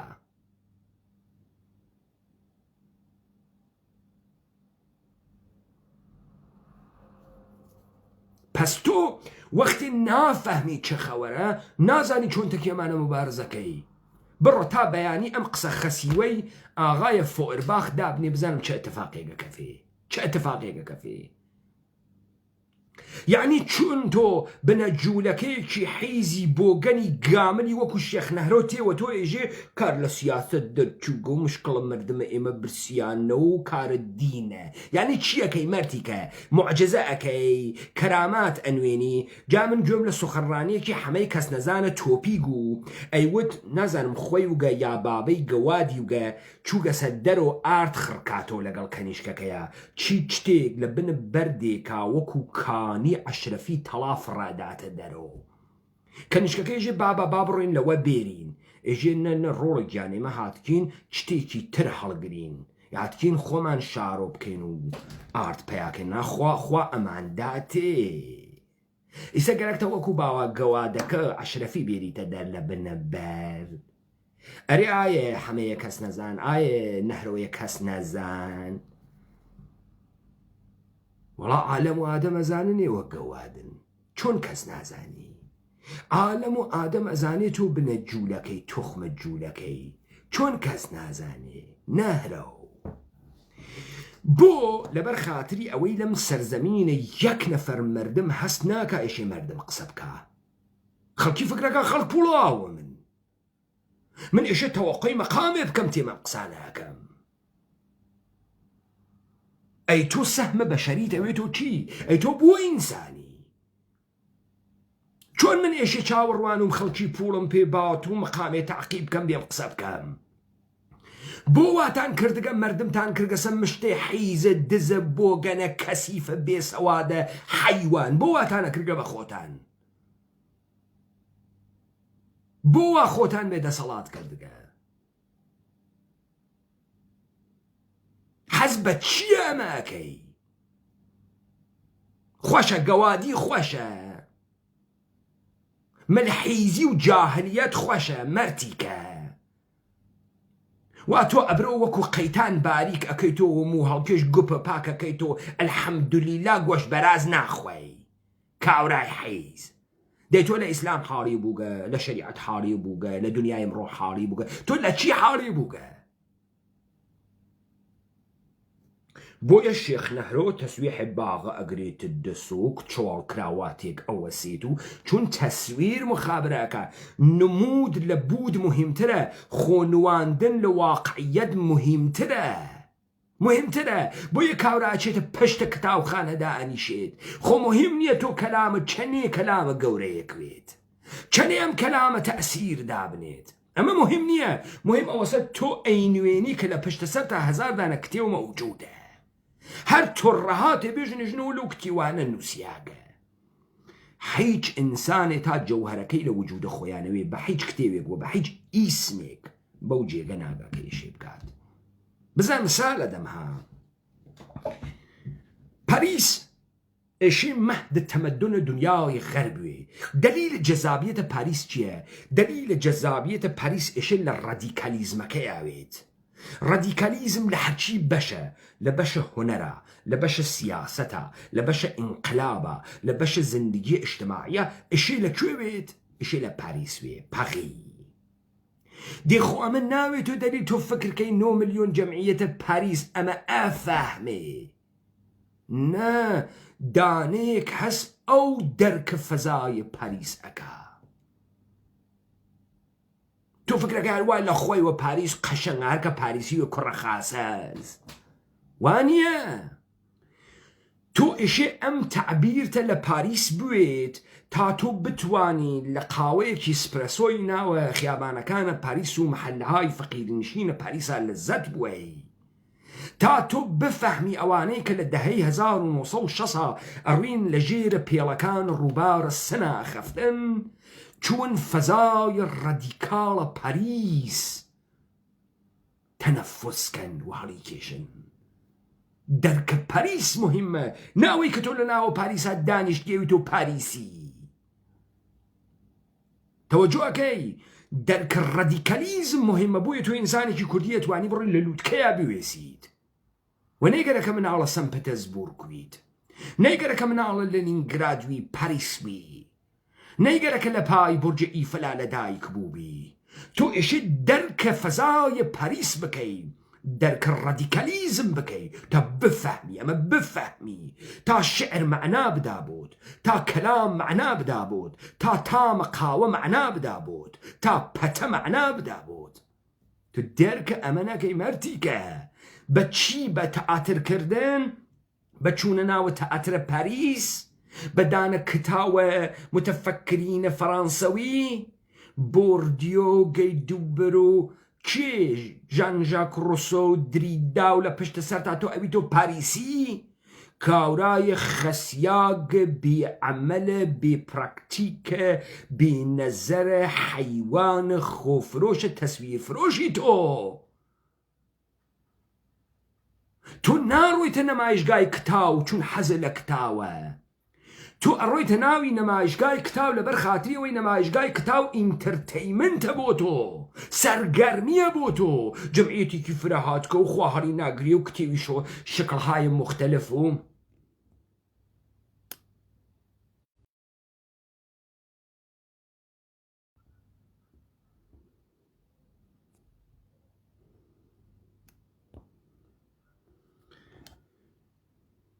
تۆ نەڕوویگیتە نەمایشگای کتاو چون حەز بە دانایی ئەەکەی. تۆ چووگیت بۆ خۆت هەمبەرگرێ بخۆیت و دانیشی لەوێ موسیقیە گوێ بێت و چاو بکەوێت و دوودانە کەنیشک و ئەو چاو لە تۆ بقرتێنێت و تۆ چاو لە ئەو بقرتێنیت و تۆ بڕۆی کتێوە 12 ڕێگەی ئرزابوونت جنسی بسێنیت، چۆن پارەدار بووی بسێنیت، تاڵعبینیە چینی بسێنیت. تۆ فکرەکەی چه اتفاقی لە دنیای ئەمڕۆ کەوتگە؟ 1 ملیۆن کافە کتاو کریاگەسە لە سنە و کرماشان لە تاران فرۆشتن هەرچی چتە بە کالاکردن. و تویشی بەر بەمە بگری، بەر بەم حیزە بگری. من حەزەکەم بە کتێ و چاوت دەرەها حەزەکەی بە کتێ و کوا بۆ لە کەلامتان نایەتە دەرەوە، بۆ دانایی لە وجودە توانایەتە دەرەوە، بۆ نمودێکی نییە لە توە. نمودە تۆ بوو گەسۆکی لە باسە براند ئەبەرکردن، کراوات و کتشەواڵە بەرکردن، لە پشتە کتاو خانەوێسیان، قرتیبوون، لچ زلکردن، مەمکۆڵان و سمتۆڵان زلکردن، خۆنواندنە قنگ و چاو و دەم و گوپ و مەمک و ئەمانە لە کناریا قەڵم و بۆینباخ و کراوات و حەیتەران و ئەحمە. ئەمە گشتی تەئاترە، بە تەسویر ئێوەیان محاسبە کردن. خۆتانیش کەوتگنە ناوی ئەم تەسویرە، ئێمە گشتمان کەوتگینە ناوی ئەم تەسویرە، گشتمان واینە ناوی ئەم تەسویرە، گشتمان بۆ خۆمان حەزی پێ ئەەکەین و خەریکی ئەم ئەنتەریات و مەسخەرە بازی و جەهانە مەسرەفی و جەهانە کەسیفە دلوژنین و حەیچێکمانتیان نەماگەسۆ، حەیچێکمانتیان نەماگەسۆ. مەردان مەردی گەزافەکەن، ئێوە مەردی گەزافەکەن، پیاوەتیتان تیان نەماگەسۆ. پیاوەتیش خۆی بنوێنێ. بۆی ئەمڕۆ لە پارلەمانە کوردستانە نەوەی نوێ تێ هەڵدانە، خوا من نەمایشە تێ هەڵدانە، نەمایشە تێ هەڵدانە، تۆ حەزی پێەکەی. ئەمە نەمایشە مخالەفەتە بنەڕەتی نییە ها، دەنا نەمایشە مخالەفەتە بنەڕەتی و مەردم ئائیستە لە ناوە خیابانەکانە سلێمانی و هەولێرە قوڵەیە هات، یەک لە دوای یەک یەکێتی و پارتی و وەکو مامر هەڵیانە کێشان بە دار عەموودەکانەوە. ئەوەسە ئەو حەقیقی بوون، ئەوەسە نە تۆ لە ماڵادانیشی تەئاترکەی قنخەیتە پاڵ و حەیچێ نەکەی، وەڵاوە شەڕیان بووگە لە پارتمانە دوو قوتویان داگە لە یەکتری. تۆ حەزەکەی بەم تەسویرە، تۆ ئەمە حەزی پێکەی تا واقعیەت. فۆیرباخ وایژێ دێ جەهانێ بەم بۆگەنیە چۆن تەکیا مەواجهەوی تەکەم مەردمێکاوان نەیگەرەکەم مەردمێ چۆن مەواجهەوی چۆن ڕوبەڕواوی تۆ بۆمە قوربانە بەخوا گشتمان کوڕە خاسێن و بەڕاستی گشتمان فامیدێن نا گشتمان کاوڕین گشتمان کاولین گشتمان فاسد بووگین گشتمان خۆمان ئەنوێنین و خۆمان دەرەخەین و حەزەکەین وە خۆمان و حەجێکمان بۆ نەماگەسەوە ئایفۆنێ بووگەسۆ شەخصیەتمان وەنەوشەیە بووگەسۆ شەخصیەتمان پول بووگەسۆ شەخصیەتمان ئەسەر سەگ ئەدەی لەم کوردەوارە خەڵکی باسی پولەکە بریا و پارەکە بریا و پارە ئەخۆن و پارە بریاگە و پارە هاوریاگە و پارە و قوزاڵ قۆرد پارە بنێ چاڵە چاوت مەردیکە چی پێ ئەەکەی تۆ بەم پارە تو زندگیت نەماگە تۆ ژیانت نەماگە ژیانت تۆ خولاسە بووگەسۆ لە ناوە کالا مەرتی کە تۆ ژیانکردنە بەرداگە چەسپیاگی بە کالای مەسنوع دەسە خوەت و حەمەیمین و کاوە و ئەحمە و عەلی معنای نییە لەگرا مشتێ توودەی یەک شکڵە ئەحمەقن کە گشتیان وەکو یەک قسەکەن گشتیان وەکو یەک هەڵس و کەوتەکەن گشتیان وەکو یەک فکرەکەن و نەخەلاقیەتێ نە ئافڕاندنێ حەچی مەوجود نییە ئەحمە خۆ قسە ناکە ئەڤین ژینجیان ئاسۆ قسە ئاکاتەکدا هەرچی لە کەی 24 کەسافە دەشنەوەی دات و تەحویلە بابا من تەکە ئەحمە قسە ئەکەم تۆ حاڵیتە تۆ ئەحمەی یا تۆ ئەڤین ژینجیان ئاسۆی تۆ کامیانی تۆ کەی هیچ بۆیە ئەنتەرێ وەکو نەهرۆی کەس نەزانیە فاسدە ئیبنە فاسد خۆ گەوادە باوک گەوادە ئەژداد گەواد بە فرقە حیزەکەیوە وا فرقەی قادریەس بە دەراوێشە چڵکنە کەسیفە سپێونەکەیوە ئەڕواتە سەر کورسی دانیشە بەناوە ئێمەی کورد قساکە یانم های ئەوە ڕەهبەرە ئێمەس مارتیکەی پۆفیوز ئەگەر لەم سەرزەمینە مردم مەوجود وایە تۆ مەوجودیەتە نەو تۆ نەتبوو ئەگەر مردمێک مەوجود وایە دەروێشە ڕیش چڵکنە ڕیش بۆ گەنە پڕسپێونە تۆ مەوجود نەبوو مردمێ مەوجود نییە بۆیە تۆ ئەڕۆیتە ئەوێ لەسەر کورسی دانیشی فیلم نەخوا تۆ ئەگریهی یعنم های وەکی وەسیلە مردمی وەڵا و کار نەماگە ئیشەئەڵڵا و من موچەتێرم ئیشەئەڵڵا و کاروارە دەسە دینا کەرامات ئەەکەم تەقلا لێ ئەدەم مارتیکەی پۆفیوز یەک نەفەر جواو ناداتۆ یەک نەفەر خاوەنداریەتی ناکە جواوە تۆ باتۆ چون فکر ناکە مردمە فکر ناکە مردمێشی قسە بکە بابا من دەسم کردو بە دیبیت خەڵک تەلەفۆنیەکەنەوەی کاکە پەیمانەوە بوو کراوات ناوەسێم و کاکە گیان من تەسویر نافرۆشمەوە کاکە گیان من نەمایش ناکەمەوە بۆ پشتی سەرە پڕ ناکەی لە دیکۆرات کاکە من تەسویر نافرۆشمەوە تۆ حاڵیتە ئەفەهمیت من تەئاتر ناکەم نەمایش نادەم تۆ ئەمە ئەفەهمیت لاوە جۆرێ قسە بکە خەڵکی حەزی پێکات چاوی دەرەهات من خۆم خەڵکیم من وامە ناوە ئەم فەسادە منم مردمە دەمەکاتۆ کەلەی سەرمە ماسێت من سوحاگەرەک من ناوە مردمە زندگی کەم کوڕم ژن بێرێ کەنیشکم ژنیان لێ شویان پێ بکە کوا مردم ماگە کوا مردمە بەڕێزین کوا بەڕێزین دێمە ڕێزمانەس بۆ خۆمان ئێمە یەک دەقیقە وەختمان بە خۆمان داگە فکرکەینەوە فکرکەینەوە لە مناڵەکەمان من کاوران لەگرا ئەوێنم 100 کەلەمە کوردی ئەزانێ 100 وشە دێ ئەمە بەشەرە 100 وشە نان فاسۆلیا گۆشت ماسی ڕاوە پاون پارە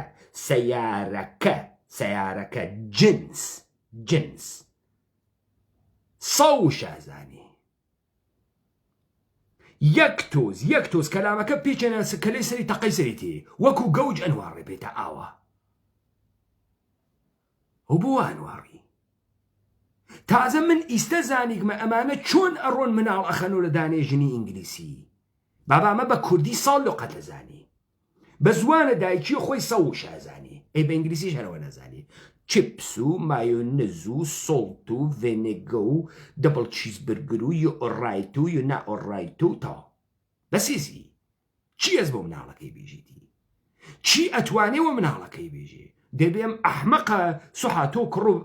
بڕوا کەنیشکە ئەمە بخوازێ بۆ مەدرسە بۆی گەورە ئەکات و گەورە بووگە و دەی تۆ بێ ئاخە سوحا لە ناوە ئەم جامعە زندگی کە کاکە تۆ ناتوانی کەسە بێریتە ماڵەکە چون حەج کەسە پیان نەماگە ژن نەماگە گەشتی بوو گەسۆ مشتێ ئەنتەرە خۆنەمایش دەر ئەمن نییە بێری تێ ماڵەکە دوو نەفەر نەماگە تەکیانە تۆ هاتوو چۆ بکەی نە ئاستت وا لە حەدیانە لە یەکتری تێ ئەگەن پڕە لە حەسادەت پڕە لە درۆ پڕە لە خۆنواندن پڕە لە فەساد پڕە لە بێ ئەخلاقی دەی تۆ چۆن تێری تێ ناوی حەریم و مقدەسە ماوە ناتوانێ بێری تێ ناتوانی بابا خەڵکە ئەوسا دەستدار و ناندار و کەسدار و لادار و نایگەرەک و فیلسوفێ بەشەر و کوردی و صداقەتی بوو کەرامەتی بوو نان و نەمەکی بوو حرمەتی بوو شەرەفی بوو کۆرە بابا ئێوە مشتێ بێشەرەفتان ئەم نظامە سوڵتە دروست کردگە تەواوە وجودی وا لە خۆنواندنە ناوە شەبەکەی ئیجتماعی تەسویرێکە لەمانە بەرساختەیەکەن بزانن ڕاپەڕینە کوردەوارە سەربەخۆ بە کار من ڕۆژێ 10 ساعت کار ئەەکەم هیچ تەوەقۆیەکیشم لە خەڵکی نییە وەزیفەیە ئینسانی بەشێکە لە ژیانە کوردیە من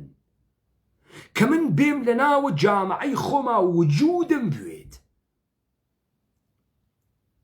تەوەقۆیشم لە هیچ کەسێک نییە بمژێنێت یا مەقام و پۆستێک وە دەست بێرم بەڵام نسبەت بە ئەمڕۆی خۆم داهاتووی خۆم و مناڵەکانم مەسئولم بۆیە دەمم داناخم نایەڵم ئەم کەسافەتە بەسەرمان و زاڵ بوێت بابا کاولستانتان دروست کردگە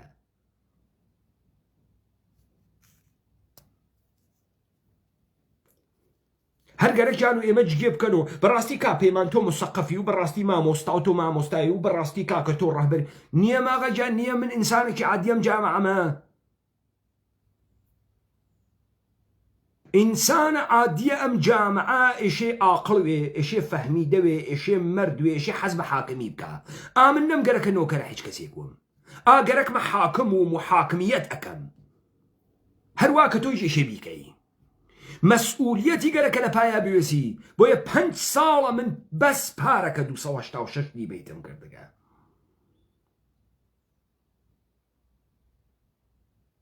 بیدە دەمە یەکتری دوو مانگ بەس بنەماڵەکەم لە ماڵە قسەیان نەکردگە لەبەرەوەی من دیبەیت کەم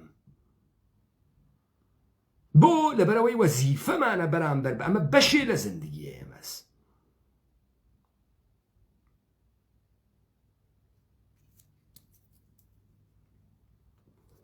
خیلی قەشەنگەم فەزاوانە ناویە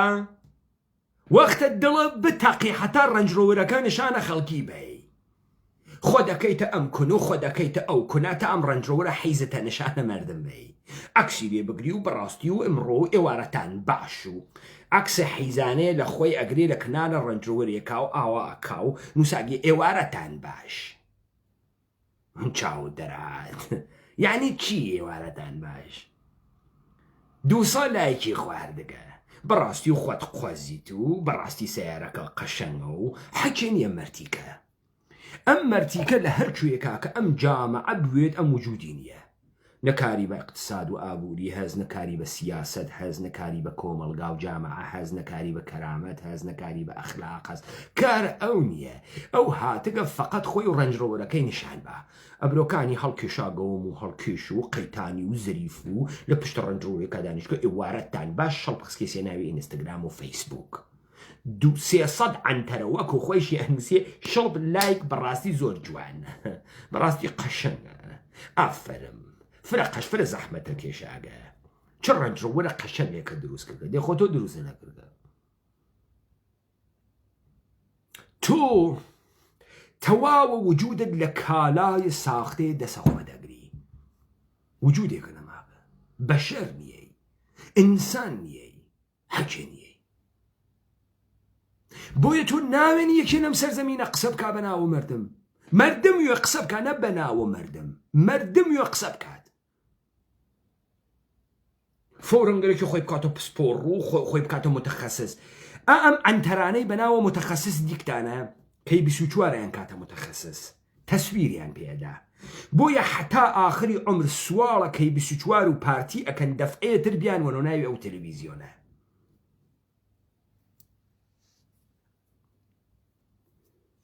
هەروە کە ئەو گەورەیان ئەکاتۆ هەروە دایانەخا کافیە دەرگای تەلەڤیزیۆنەکان لێ بۆ قسەیەکیان بۆ کردن نییە نمودێکیان لە جامعە نییە کەس نایانوێنێ باسێکیان نییە بیکەن ئێشێ بانیان کەن و بۆین باخ و قات و ڕێباتێ لەبەرکەن و بەڕاستیەوە نەزەرتان سەبارەت بە ئەوزاعی ئەمریکا چییە وەڵای بەڕاستی دۆناڵد ترامپ ئەفەرمێت و وایژت و ئەمریکاتێت و ئێران و کێشەیان هەیە و رووسیا و لەوێ وتێت و بەڕاستی زۆر سپاس دەکەم پسپۆڕێ بوارە شیکاری پسپۆڕ بوارە دانشگای سەلاح الدین و تێ هەڵدریاگە خوێڕی و تێتە ئەوێ دانیشە قساکە ئەڕواتە دەریش حەچێکی بۆتن نییە حەچێکی نییە ئێرایی بۆ چون بە تەسویر دروست کریاگە ئینسانە دروست کریاگە ساختە بووگە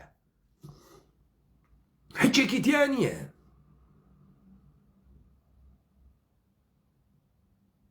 گەشتی مەردی گەزاف ئەکەن تیانە نییە گشتی گەرەکە تەسویرە موەجهێکی بوێ لە خۆی خۆک حەزی پێ بکە و بەڕاستی قەشەنگە و بەڕاستی زریف و بەڕاستی تێگەیشتووی کۆرە من ئەگە تێگەیشتو وایە ماوە وەزع سەرزەمینم نەبوو تۆ ئەگەر تێگەیشتو وایە تامە حاڵە نەبوو تۆ ئەحمەقی تۆ کاولی تۆ هاڕیانی تۆ نابوودی گشتمان هەین لەکوێ حاڵمان خاسە سویچەکە گرێتە دەسە و تەقانیەدا و ئەرزم هەسوو دوو ماڵم هەسوو دوو ئاپارتمانم هەسوو بینێ چاڵە چاوت بنیشەوە ملیانە بەشک و شیاف بێ پێتا حەزی پێ بکەی دەی چی بکەم دوو ماڵ هەست دەی تۆ کەرامەتە نێسە دەی تۆ وجودە نێسە دەی تۆ خەلاقیەتە نێسە دەی تۆ شەخصیەتە نێسە دەی تۆ قسەیەکە لە خوات نییە یەک قسە نییە هەنە خواتوێ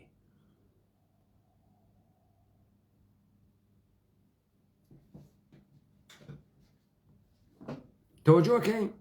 ئەمە حاڵ و حکایەتە سەرزەمینێک کە ئێمە کەوتگینە ناوی تەکە مردمانێکی ئیبن سەفەتە مردم نەماگەوە و ئێوە ئیشێ مردم بسازن ڕاپەڕین و کوردەوارە سەربەخۆ 5 ساڵە مەتنە ساختار نییە ڕاپەڕین مەتنە ئینقلابی ئومەت کوردیە جەهانە کوردیە پەرسپەکتیڤ جەهانە کوردیە ڕاپەڕین جەریان نییە خۆ جەریانە سیاسی و ئۆرگانیزیشن و ساختار نییە مەتنە مەتنێکە کە ئێمە دەمینی وە قسە ئەەکەین و دروسیەکەین و هەر کەسێ هاوڕەنجە ئێمە ستێتە ناوە ئەمە تا کاورا بفەحمێ لە جێگەی خۆیان کە مردمە قسە بکات و حەز بە حاکمیەتە خۆی بکات من حەز بە حاکمیەتەکەمە و تەمامە تەلاش ئەکەم کە ئەم قودرەتە بەدەست بێرمەوە گەورەترین شتێکە لە ئێمە بریاگە دەسەڵاتە و ئێشەی بیگەڕێنینەوە دەسە خۆمان دەسەڵات هاتە دەسە ئێمە هیچ کەسافەتێ نامێنێتەوە هیچ کە ناتوانێت لێمان بدزێ هیچ کە ناتوانێت مان کاتە کۆیلە هیچ کە ناتوانێت بەکارمان بێرێ هیچ کە ناتوانێت مامەڵەمان بەسەرۆ بکە هیچ کە ناتوانێت خیانەتمان پێ بکە هیچ کە ناتوانێت خۆی بکات و ساحێوە ئێمە و بناوە ئێمەوە لە پشتۆ خەریکوێت بۆ خۆی زەد و بەند بکە ناتوانێت پس من بەگرتنە بە تەماع گرتنە دەسەڵاتە خۆمە خەریکم مبارزە ئەەکەم مناڵم بێ دەسەڵات وێ نایەڵم خۆم بێ دەسەڵات وم و نایەڵم لە ناو جامعەیەکی خەسی وا مردمەکە مەسئولیت نەگرێتە ئۆهدە پێلەقەی پیاکێشم کە مەسئولیت بگرێتە ئۆهدە ئێژە من پیای عەقڵێکم منەوەڵات و پیای کەرێکی قسەکانی تێرم سابتی یەکەم کەرە ئێژە من پیای بەڕێز یەکەم قسەکانی تێرم سابتی یەکەم نەوەڵات و بێڕێزی ئێژە من ئینسانە فعالێکم پێی سابتەکەم تۆ فعالە فاحشەگەریت فعالە ئینسانیەت و وجودی خۆت نییە تو دروزنی تو تەئاترەکەی تۆ حەل لە محەبەتە بە مناڵەکەت و کاورای ئەحمەق ئەکسە کەنیشکەکەی دانێ بوومە قوروانە ئاسوودیان ئەمڕۆ بگەسە 12 ساڵی بابە بێ و قوروانە گوپە خڕەکانی ئاسوگیانیش ئاوایە کردگە و سەم و سیمەوەمانەی دانیاگە و خەڵکێژی بڕاستی و زۆر جوانە و شتە قەشەنگێکە و ئافرین و مەرتی کە بێ بڕۆ بابەیی بکە بۆ مناڵەکەت بێ بڕۆ لەگەڵە مناڵەکەتەوە بێ بڕۆ سەدانە چیرۆک بۆ مناڵەکەت تعریفکە بێ بڕۆ ئاحمەق ئەکسە کەنیشکەکە کە فرۆداگەسە ناوە فەیسبوک ئەمە کەنیشکم منە و فرە قەشەنگە و بڕاستی و مەرتیکە کۆی کەرەوەم ئەنتەریاتە بڕۆ پەیکارە ئەمە سەحا بڕاستی حەز بە کوردستانەکەین و ئاڵایە حیزێ دانی ئاڵا حیزەکەی پارتی وا ئاڵایە ملیە ئێرانە دایەنێ و بڕاستی و حەز بە کوردایەتیکم و ئەو ئاڵاکەم و ئاڵاکە بکە چاڵە چاوت ئاڵاکە بە هەسوە خۆتا باخەز بڕواتە ناو مەرتیکە کوردبوون هەڵگرتنە مەسئولیەتە کوردی ژیانە ئینسانە کوردی بوونە ئاڵا بخە چاڵە چاو باوکە و پەرسەک وەێ تۆ حەز ئەەکەی بە ئاڵا حەزەکەی بە ئاڵا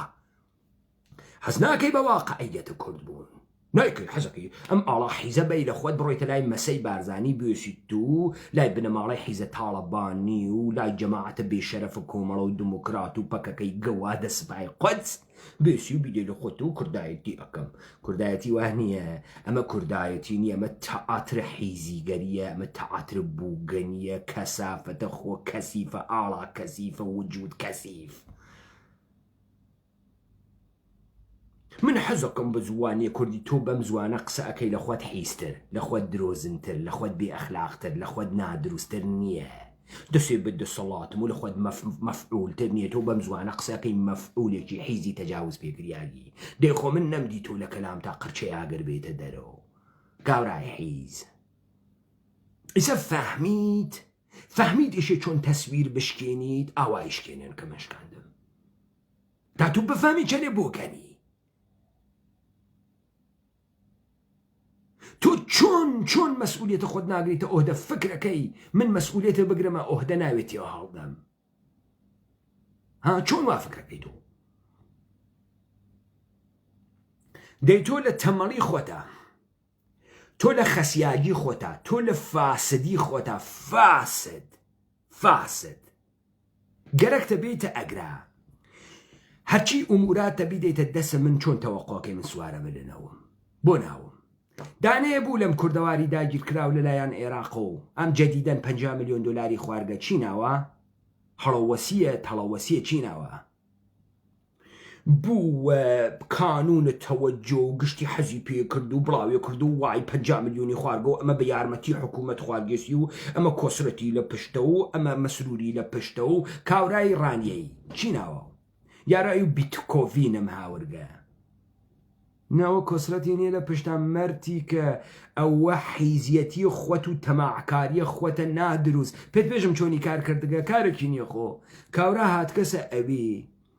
دەنە فەرتانی دۆزی کەسەوت کەسی بێن با پارەی پیتکوینتان پێبەم سڵێمان هەڵۆشەی دەنە فەرتانی بانک کردگە 10,000 دلاری لێتان سەنگە 12,000 دلاری پێتان داگەسەوە 2 هەفتە 200,000 دلاری دانیاگە بۆ تۆمە براکەم کاورا کرم خۆی حەزی پێ ناکە ماسی حەز بە کرمەکە ڕاوە ماسی ئەکا ئەڕوا کرم دەرتێرەیە کاتە سەرە قولاو ماسی پێ ئەگرێ کاورا حەز ناکە پوڵوە تۆ بە وەلێ 200,000 کردگەسۆ تۆعمە داو ئەیداوە خەڵکی بەشی ئەکاتۆ تەخشان و پەخشانی ئەکا لە بینی 50 نەفەرە ئەمە ئەوێژێ چ خۆش و هەفتێ ئەوەڵ 2,000 دلارم دەستکەوتو ئێژێ چ خۆش و هەفتێ ئەوەڵ 2,000 دلارم دەستکەوتو دەی ئەوێتۆ تەبلیغ کاورا 200,000 سەرمایە گوزاری کردگە 50 میلیۆن لە تەماع تۆ حیزە درۆزن ئەدزێت دەسی خۆش بێ خاسە پێەکە چون تۆ ئینسانە تەماعکارێکی درۆزنی فاسدی و نەدگەرەکە و حەقیقی و واقعی زندگیکەی تۆ چۆن لە خۆت ناپرسی کاسبیە چه شکریە کە بە 1 مانگ 2,000 دلار وە تۆدا ئەمە چه کاسبیەکە لەکوێ تێرێتی ئەم کاورا بۆ ناپرسی نە حەزی پێ ناکەی پرسی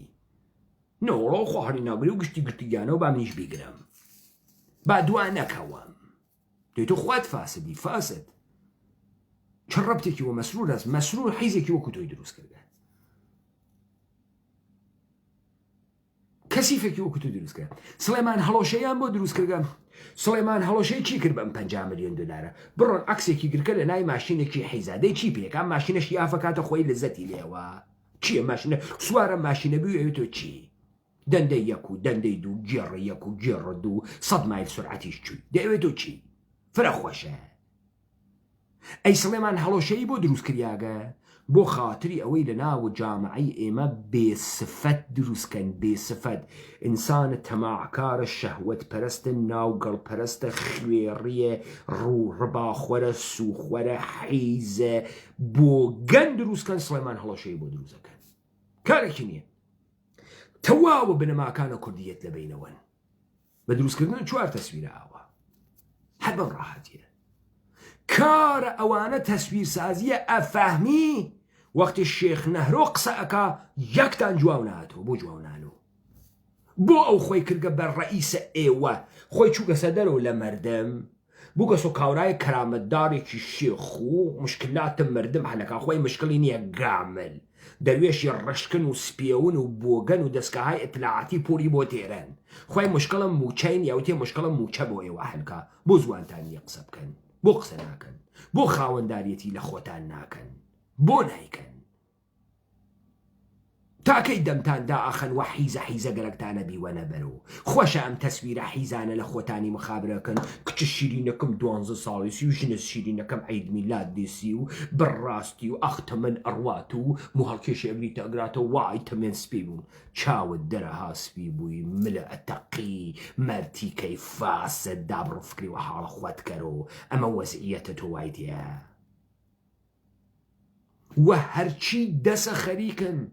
دین خەریکە دەستگاهە دین خەریکە دەستگاهە تەریقەت خەریکە قدرەتە حاکمە ئەوەی حاکمیەتە خەریکە وەشتیاگە سەریانە مردمە مشتی فاسدە هاڕیاگە کەسیفە کاول دروستکە لە تەئاتر و لە نەمایشە مەردان مەردی گەزاف ئەکەن معنای هەز ئەفەهمی یعنی چی یانە کاورا پیاگ نییە وەکو ئەم جەدیدانە وا گشتیان بە سفەت گەین بەڵام متری ڕیشی هەندانیاگە بڕۆ تەماشای عەکسەکانیان کەن متری ڕیشیان دانیاگە و سیۆڵێ شۆڕێکیان هاورگەسە خوار و قژیان حەفر کردگە لەگراو حەج سفەتە مەردانەیەکیانتیانە دنیا حتا ئەڕوا فاسدتر کەسیفتر شەهوەتیتر خوێڕیتر کاولتر کۆیلەتر ئەوێ کاورا قەپێ سیۆڵ و متری ڕیشی دانیاگە خۆ ئەوێتۆ چی کوا تۆ مەردی گەزاف ئەەکەی تۆ خۆت ئەنوێنیت کوا تۆ ئەمە لە پیاگانە واتیە کوا تۆ وەکو مەرد هەڵس و کەوتەکەی وجودی گەرەکە تۆ بە خۆت وجود بەی خۆت بە وجودێکی حەقیقی و واقعی بزانی و دانیشی قسە بکەی و بێژی من نایەڵەمە متفاقە بکەفێ لەم سەرزەمینە من نایەڵم تۆ بەسەر منۆ شغڵ بۆ خۆت تعریفکەی تۆ بیتۆ ئەربابە من تۆ کێی کاورای بنەجوولەکە تۆ کێاتکی پاڵەداگەس و داواکەی ئاخر نەهرۆی حیزە کوڕە حیز تۆ کێی ئەسپەرمە بۆگەنە کام حەمەی کەس نەزانە گەوادی ئەرێ دێ ئەگەر باوا گەوادەکەت و تەریقەتە گەوادەکە شتێکی واتیە ئادەی زوانە من داخە ئادەی دایخەن ئادەی دوو دەروێشە حیزە بەهەنێرە کوڕە گەواد تا بزانم چی شکڵین ئادەی پۆفیوز دەی بۆ قسە ناکەنێوە بۆ دەمتان داخستگە چون دقیقەن گەرەکتانە ئەو گزارشەی کە ئەوان لە ئێوەی ئەکا ئێوە هەروە بن خوێڕی و برسی و کزۆڵ و تێهەڵدریاگ و جێگەی تەرەحم و سوالکەر و بەلەنگاز و سوالکردنە هەرچیشتە ئەمانە گەرەکیانە وا بە ئێمە بکەن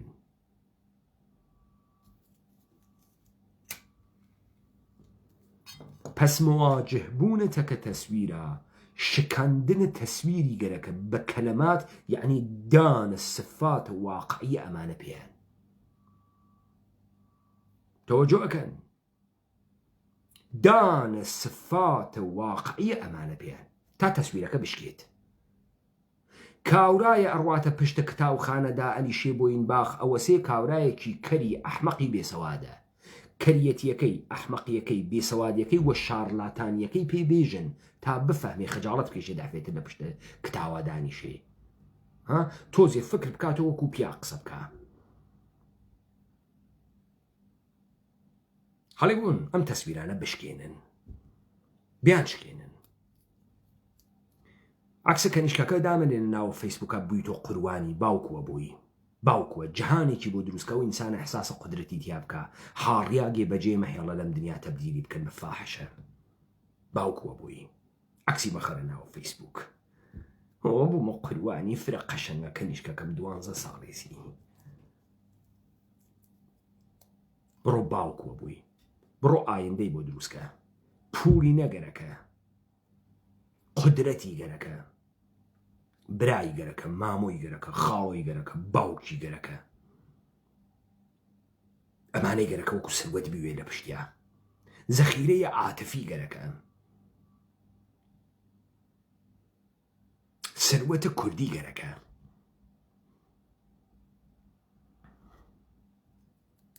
تۆ خوات فاسدی ژنەکە لە تۆ فاسدترە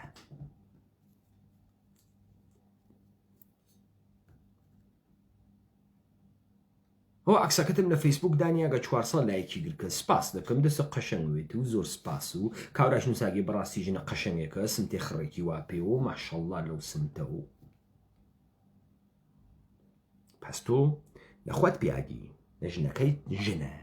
نە تۆ ئەفەهمی نە ڕێزە هەز نە کەرامەت هەز بێ ڕێز بڕۆ حەقیقیوە حەقیقی بڕۆ مێڵە کەس وە سەر تۆ حاکەموێت خوات حاکەموە دەی تۆ خوات وەختی یەکی ئەەکەی تۆ حاکم یعنی تۆ چەتپەڵی شەهوەتی دزی تێ هەڵدریاگی دەی بۆ نەوەگەرەکە مردم تەجاوزە پێ بکە دەی تۆ هەی تۆ وەختی حاکمێتی بەسەر خۆت و قبوڵەکەی ئەمانە هەی قبوڵیەکەی بنەماڵەی تاڵەبانی بنەماڵەی ئایەتوڵڵا خامنەئی لە تۆ فرە پاکتر و دروستترن تۆ ئەمە قبوڵەکەی هەروە قبوڵ کردگە شێخ نەهرۆی حەیزە و کوڕە حەمەی کەس نەزانیە حەیز لە تۆ فرە مهمترە چون ئێوە واتان کردە بە شێخ نەهرۆ ئێوە واتان پێ کردە ئێوە تەسویرەکەی ئەگەڕێنن ئێوە شایعی بۆ دروستەکەن ئێوە گەورەی ئەکەن وەلێ خۆتان بێ تەسویرن تەسویرە ئێوە بگەسۆ تەسویرە فاحشەگەری تەسویرە ئێوە ئەو بگەسۆ ئەوەی کە قەنەفە ئەنوێنی تەسویرە ئێوە بگەسۆ ئەوەی مۆمدا ئەنی تەسویرە ئێوە بگەسۆ دانانە مشتە شعرە حیزە خەسیاگ ئۆ ئەشعرێنم بەڕاستی و دەروونە من ئەشعرێنێ دەریغ لە ئەوەنە وجودە ئینسانی کە پەیدایکەن پس معنیە کەلامە فۆرباخ بووە چی بووە ئەمەی کە من پێتم وت خەڵکی حەز ناکە بە حەقیقەت حەزەکە بە تەسویری خەڵکی حەز ناکە بە کتاوەکە حەزەکە بە نوسخەی کۆپیەکەی خەڵکی حەز ناکە بە واقعیەتم مردم حەزەکە بەوەی کە ئەینوێنێت هەڵی بووین ئەوەسە ئەو دیبەیتە سەوا من کردم دەی تۆ ئەمە ئەفەهمی ئەیفەهمی نە حەزەکە بۆم قسەی فۆرباخە حەزەکە دایەنێ خەسیاگ خەسیاگی کەلامە خەسیاگ و جوودە خەسیاگ و کەرامەتە نەبووگ ئەوێت و ئەمەی کە ئەمڕۆ هەست جەهانێک ئەمڕۆ ئێمە واینتیە تەوەجۆکەن پس ئەوانەی وا ڕووەکەنە مەتنە ڕاپەڕین ئیشێ بزانن ئەم مەتنە سەبقەی تاریخی هەست بۆ تۆ ئیشێ بڕۆی تەعقیبی بکەیت تا بفەهمی بەکوێگەیکە تۆ ئیشێ بزانی ئێمە ئۆسای داسانەکەین لە مردم بوونا و خەریکین مردم سازی ئەکەین و خەریکین کەسانی وەکو خۆمان دەمیان وا ئەکەین کە قسە بکەن ئێمە خەریکین تەسویرە فاسدە خەسیاگە برسیە بۆگەنە قێزەوەنە حیزە مردم تبدیل ئەکەین بە تەسویر واقعیە کە ئێشێ بوێت ساحبانە قودرەت گەردەنکەشان و ئینسانە کوردیە مخەیرە ئازادە یا خیە تاغی لە بەرامبەر نظامێن قیادا ئێمە خەریکی نەو کارەکەین هیچ عنوان و تایتڵێکمان بێجگە لە مردم بوون نییە و نەمانگەرەکە بمانوێت تەوەجۆ ئەکەن کارە ئێمە ئەمەسە بۆیە مەجال نادەین بۆ گەنی جامعی ئێمە بگرێت دروستیەکەین قەشەنگ دروستیەکەین من ئەو مەتنەی فۆیرباخم کردە بەهانەوە دەستاویزی تایوە بفەهمن تەمامە ئەم سفاتێک کە ئێمە ئەیدەین بەوانەی کە خەریکی تەعاتر و نەمایشن لەناو سەرزەمینە ئێمە واقعی حەقیقی و ئاگاهانە لەبەرەوەی تەسویرە فاحشە قەشەنگ بۆینە سەرخۆی نە ئەوەی کە ئینسانیەت بنوێنێ حەیزی دەرخە حەیزە ئەمە ئینسانیە درۆکە تۆ ڕێز و احترامە نیە تۆ فرە بێ ڕێزی تۆ فرە بێ احترامی تۆ فرە بێ شەخصیەتی ئەوە قسەکانە وایژی هەڵس و کەوتە وایژی بێ مەسئولیەتی توایژی ڕێزە چێت بەدگرم احترامە چیت بۆ قائلوم نییەی تۆ ئەوە نییەی وەختی ئەمانە قبول کرد ئەو وەختم تەساویرە ئەشکێنین حەقیقی ئەوەوینەوە شەڕ ئەەکەین ئەڕۆینە مەیدانە شەڕە حەق و باتڵ ئەەکەین تا ئاخرین قەترەی خوێنێکەین فەیسبوک هەڵ ناکەینەوە وامە بەری شەڕات باشا بکەن های بەرۆ قەیتانی